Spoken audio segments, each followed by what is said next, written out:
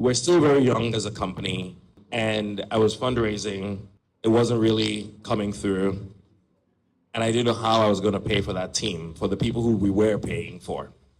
We raised a bit of money already, but we didn't really have that much money in the bank, and I was like, wow, it's going to be tough to make payroll this month.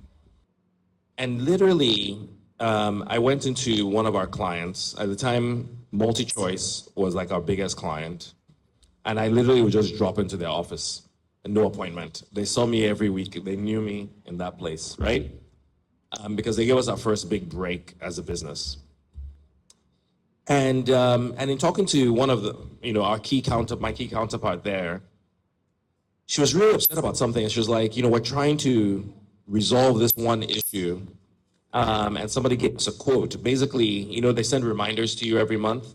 And they're like, we're sending out some crazy number, like 40 million SMSs. And we don't know if we're sending them to real numbers or anything like that. And this person gave us some outrageous quote to be able to solve this problem.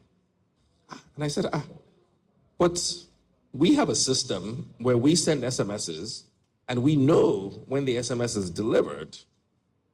And we also have an IVR. So literally sitting there, I was like, we can do this for you. She's like, you can? And I was like, yeah, I think we can. She's like, okay, give me a quote. So I went back, called my CTO. We talked about it. He was like, dude, this is one day of work, right? We're going to send the SMS. If we don't get a receipt notification, doesn't mean the number is not correct. So now we'll call the number. And we'll call with a recorded message from DSTV, like as if DSTV just wanted to give you some gist, right? If you pick up, we'll know that you picked up. If you didn't pick up, it doesn't, we're not 100% but at least you now know the numbers. So we're like, how much should we charge for this thing? So we racked our head. So we eventually picked a number, right? That we thought was outrageous. We thought was too high. And she immediately was like, you're in.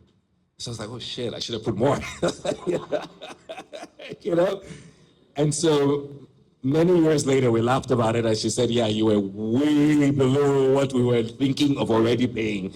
And you guys actually did it. We cleaned their database for them. But guess what? That paid our payroll. And that was like the closest we've ever come to like not being able to make payroll in the 16 years, right? But it taught me a lesson, which was sometimes, and that product, we've never done it for anybody else. It was a one time, they used it 2 or 3 times, and it was done, right? We didn't even charge anything else for the 2 or 3 times. But it just taught me that sometimes you may need to divert a little bit, right? And do something that earns you the money, but don't lose track of where you're headed. And just have to be flexible, right? In doing that. So I think that was the closest big challenge I had of like